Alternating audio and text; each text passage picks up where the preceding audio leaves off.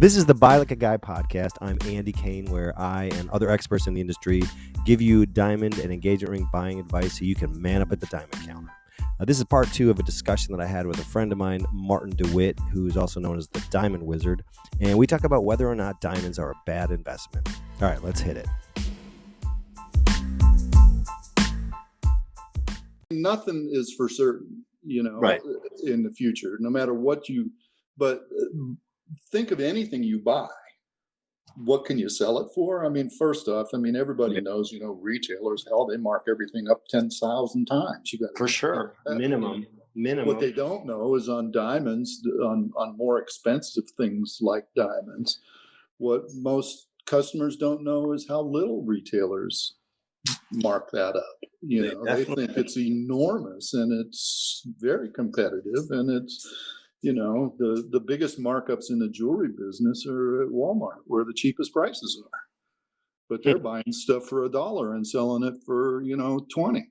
Right. And that's huge. And if you do enough volume, that's like, it's like almost piracy. But the whole investment thing it's a weird way to approach it.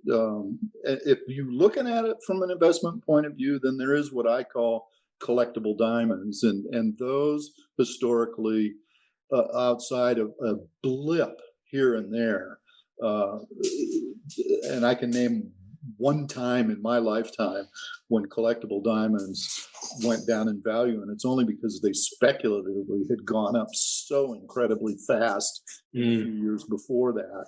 That was mind-boggling. But in general, collectible diamonds have done absolutely terrific, So now, when you start factoring in all these other things, use value and emotional value and what it means, and you try not buying a diamond, what you're telling not just her but her friends and her family and everybody is, you don't give a shit. Yeah. and you're not very reliable, and you're not ready to put a ring on it. And It's just, it's there's like so much in that, this whole business that is not quantifiable, like even we're in the business and we stutter over why it's worth it, but it's like trying to define, for me, it's like trying to define, like, why is that song so great? Well, shit, I don't know. There is value there to me, and it speaks to me, and it changes my mood, and it sort of, pushes me forward on some days and pulls me back on other days. And I don't want to get off topic here as to how the regular guy is thinking, like, is this a waste of money? Our diamonds, could I put my money into something that would be a better investment? And I think we could argue, no. This is probably the best investment you'll ever make in this relationship. Your investment in your relationship, it's far better investment, than going to a strip club and spending a shit ton of money with your buddies on Friday. Yeah. And she wants to go to her family with you, Yeah. It's like, you just have to, weigh all those things. And it just, what I've seen happen when guys shop, and it's not totally their fault.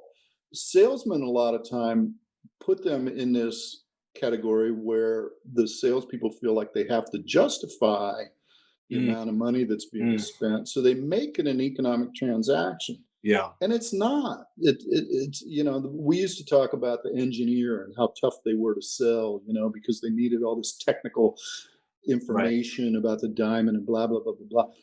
My dad was an engineer. In many ways, I'm an engineer.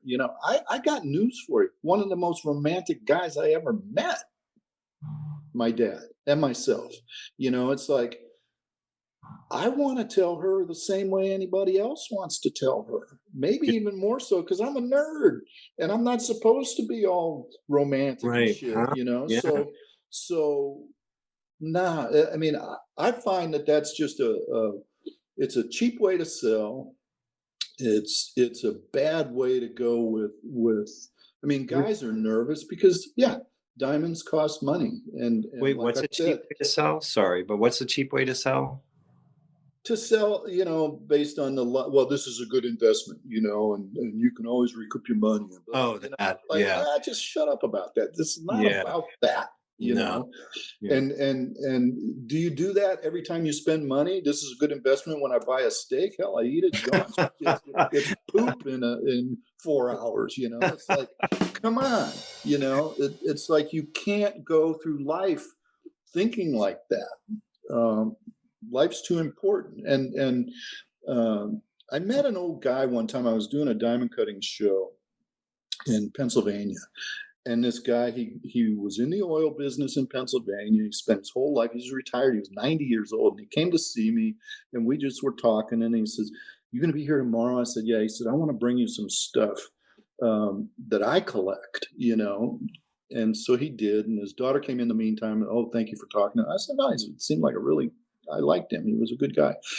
He came in the next day, and he had picture jasper that he Okay. had collected, and I knew Mhm. what it was. Mhm. And he got all, he was showing me all these different ones, and when you slice into a picture jasper, you never know what picture you're going to get. Now, picture jasper is a gemstone, Right. and right? and and and so you cut it, and there's a picture, whatever, It looks like desert a picture of a with a yeah, canyon, and a forest and or then you cut it a millimeter, a tenth of a millimeter beyond that, and that picture's different. Now it's got a lake and a tree, and it's like, and so he was showing them to me, and at one point he just stopped and he goes, you know, it's a miracle what pictures God can send you.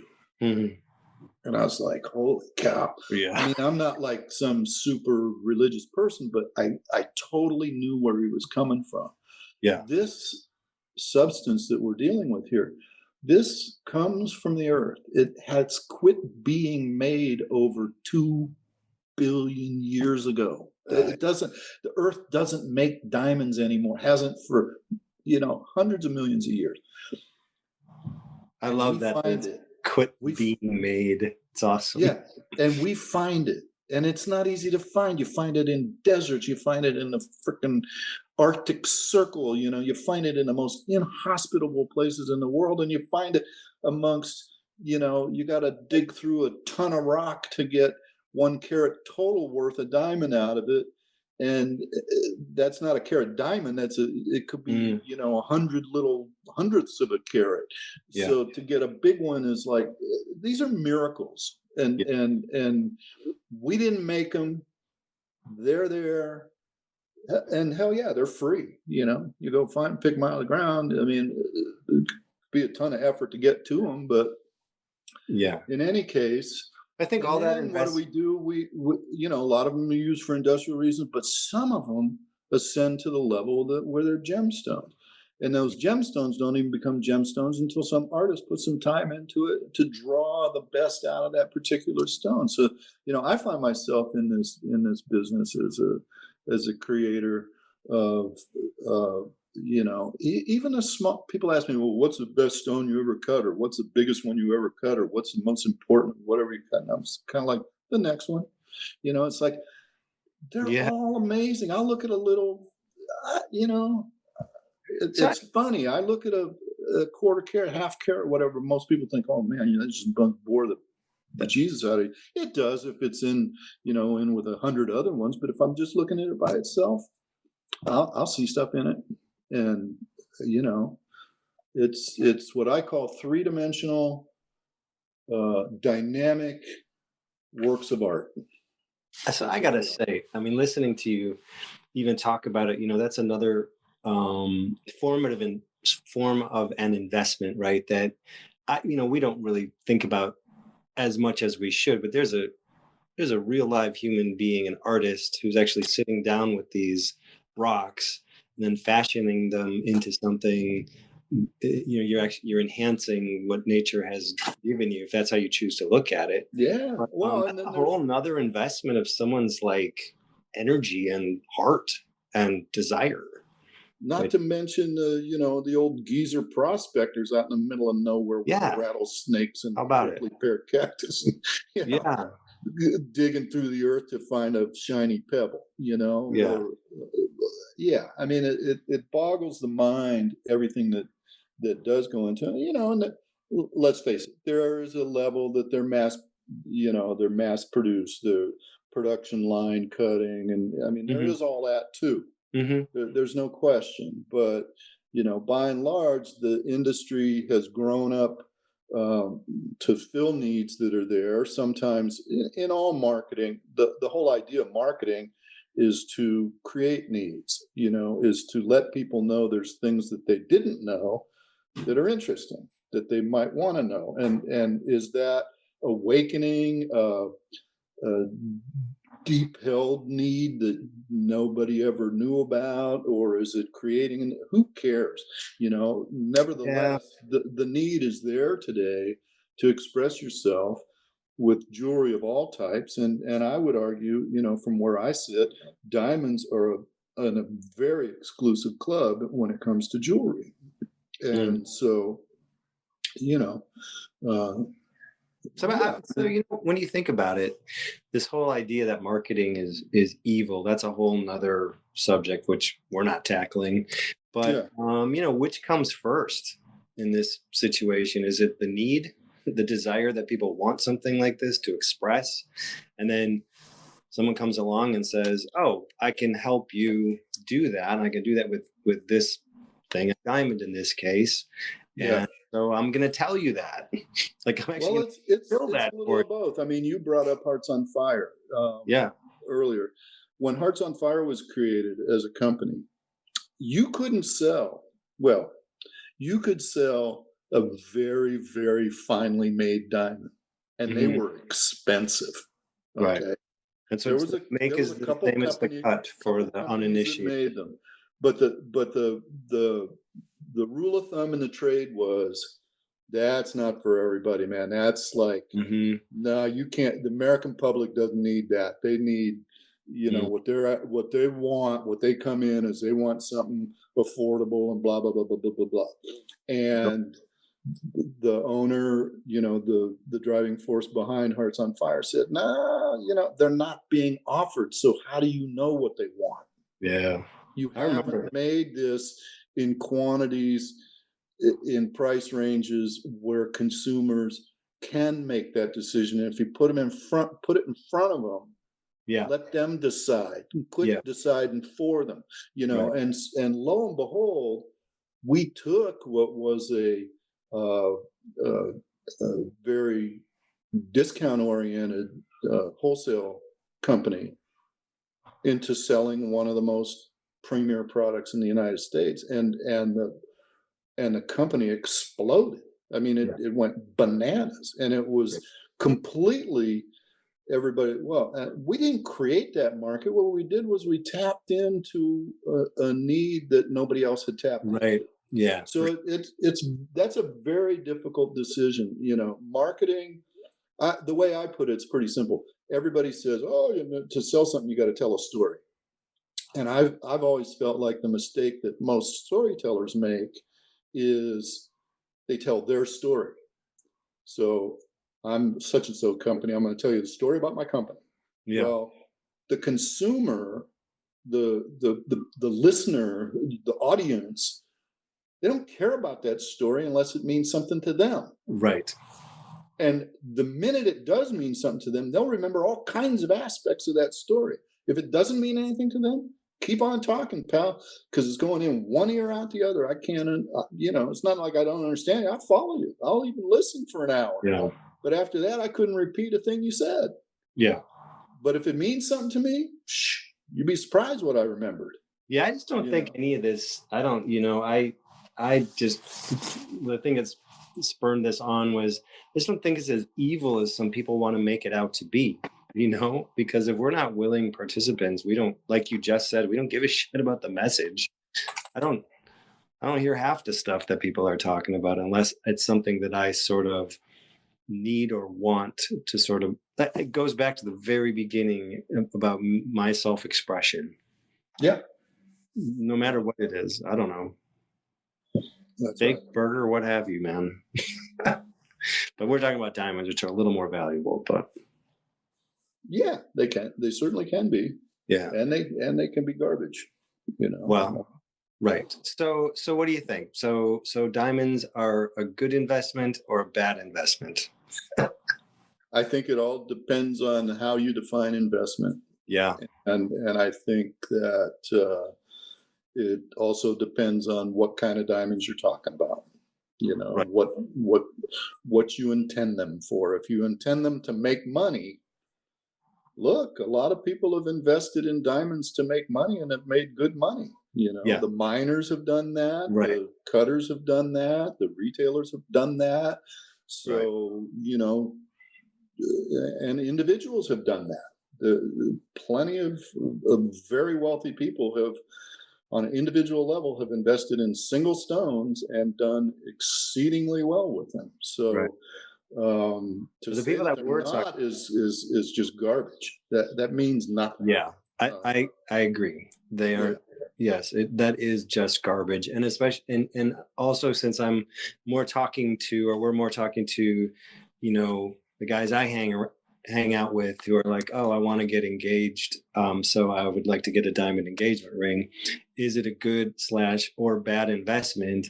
And my answer is always like, no, it's not a bad investment. Now, if you're going to buy it to make money, uh, I would caution you against that. But then I guess I would defer to you then, what you had just said. There are certain diamonds out there that are, but they're not going to flip them, or they could if they worked hard enough. yeah. But Well, I mean, if you buy, you know, if you're lucky enough to find a Picasso, you buy it. It's a good right, investment. You go right, to an art gallery and buy a Picasso print. You know, yeah, you're not going to get. It's not an investment. Is it in? You got to hang it in your house. You love looking at it. You know, it looks good.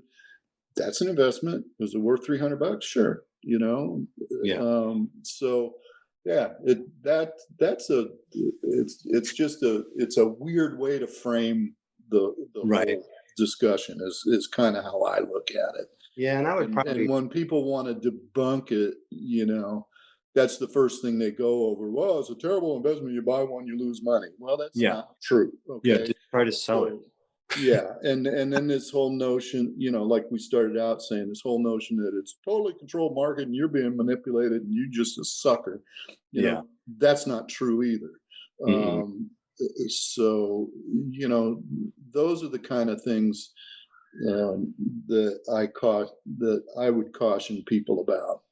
Yeah, You and I, know, these quick these quick the quick sound bites. I mean, they just don't work. They don't hold up. You know, you have to, if you study anything and you look into anything, things are nuanced, and then you've got to figure out where you fit with that. it's like people just are out there, this is my cynical way, but Yeah, they're always trying to rain on someone's freaking parade, And I mean, correct. like, there's just like some joy to be had, and it's just like, oh, you're happy about that, or you think that's a good idea? Well, let me tell you why it's not. And you're just like, for Christ's sakes, I mean, No, I'm totally with you on that. I'm a big supporter of, if you've got a story to tell, if you've got a point of view, put your best spin on it. You know, don't you don't need you don't need to trash anybody else. If right? somebody else is doing something really bad, trust me, they're going to fall on their own steam.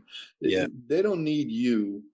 You know, like they say, the truth doesn't need you to defend it, but those bad actors don't need you to slay them. They're going to get slain. yeah. Uh, Well, so like over time, I mean, this is where I'm sort of gonna sort of end this, because I think, here's you and I both talking and agreeing with it. And again, the way just the way that you phrase it, and just the fact that you have that sort of real deep down love for these gemstones, like that really comes through, and it always has. And that's why I've sort of loved talking to you about it. And like, you do a lot of sort of teaching and clarifying for your average guy who's like, damn, that's a shitload of money, is it worth it, right? And we're here to say it absolutely is. Now, we did also talk, we've talked quite a bit over the years, but you also at one time had told me that, you know or I experienced this myself, right? I just did last week where a woman had come in and she's had her little marquee diamond and she's had it for 45 years. And she's like, I don't know if I want to get a bigger diamond. I mean, this just means so much to me. So that's great. That's the emotional side. Then she's like, well, what do you think this would sell for today? And you had pointed out to me that, 40 years ago, so whatever the guy paid for it, if I were to buy it from her, this last week, the guy would have quote unquote made money because it's worth more now than it was 40 years ago. Right. So there is that part of it. That's not why I think people should buy them, but it does go a little bit against the idea that, diamonds are a bad investment from a monetary standpoint. So it's not why I'd ever suggest someone get one, but I'm just saying if it comes to that, yeah, sure. Over the years, they actually have gone up in value, and if you hold on to it long enough, you'll probably get more than you paid for it, assuming it's not damaged. Yeah. Well, and then Gabby Tolkowski told me something one time, and I thought it was really interesting, because we were talking about storytelling, he and I, and he said, diamonds actually don't tell a story. And I said, what? And he said, no, diamonds are legendary. And I said, explain what you mean. He goes, so the guy, he's traveling around. He picks up his wife a diamond to propose with, and he gives it to her. And she says, oh, this is so beautiful. And he said, yeah, well, I got you the best I could. And, and it weighs about a carat. And she goes and shows her friends, and her friends go, oh, that's beautiful. And she goes, yeah. And she goes, oh, I mean, it must really be something to you. And she goes, well, he got me the best. And it weighs a carat. Mm. And then her kids, they hear about it during their life. When they grow up, they see it spinning on her finger and all this. And then by the time, she's ready to pass it along for whatever reason, they're like, oh yeah, my dad got it from the best jeweler in town. It was the best quality you could buy, best color, best clarity, and it was over a carat. So he said every step of the way when the story's told, the story gets enhanced. Right. Because that diamond's just sitting there shining, it's doing its thing, and people get mesmerized by that, and it just gets to be a better and better story all the time. Yeah, for sure. But Gabby was like the super romantic of the diamond trade. He didn't like calling, he didn't like calling them settings. Diamonds don't go in settings. He goes, diamond go in carriages. Oh. Diamonds are royalty. I'm taking that. I'm stealing. The better diamond you have, the nicer, more elaborate you want that carriage to be. Wow. That's cool. Yeah. I love that shit. I do too. I'm a sucker for it. Yeah, me too. Yeah. All right. So I think like the answer to the question, not to like, I want to end on that high note. They're like probably the best investment in the world. How's that? Because of its relationship. Yeah. And it's, we all know it's not about us. It's about people. We don't live alone. No man's an island. This is about people. This is about relationships. And this is the most superlative icon of relationship, of saying what's really, really, really, really dear to your heart that exists. We don't have anything else that holds that kind of stature. One of my buddies who's I miss him so much. He was such a great guy, and he was not a huge fan of jewelry, but he did understand diamonds because he said to me, and he was in the advertising business, amongst other things, and he said diamonds are fill that gap between your head and your heart. Yeah, that's nice. Yeah, he nailed it. Yeah. So awesome, man. Well, so thank you for giving us I think it's wisdom, man. You're a smart dude. You're just so smart. You know so much. Well, it's fun to share it because, once I get off the phone, it's back to the old grind. Literally. Nose to the grindstone. Yeah. Well, I have many more topics to discuss with you, because I think this was really informative, and I mean it like in a non-vanilla way. Guys really need to hear this. As they are getting hit left and right with how stupid it is to spend this amount of money on something so little. And the reality is it's really not stupid, especially when you're talking about spending the rest of your life with somebody and having it, as like Gabby said, going through life with you is really quite a vehicle. It's awesome. Yeah. Well, thanks for listening to Buy Like a Guy. Hopefully you're one step closer to buying an engagement ring with confidence, or at least you know more than you did a few minutes ago. And by the way, if you'd rather skip all this and talk to me directly, drop me a line at andy@buylikeaguy.com and I'll help you out as best I can. Otherwise, feel free to listen to the next riveting episode of Buy Like a Guy, and thanks a ton.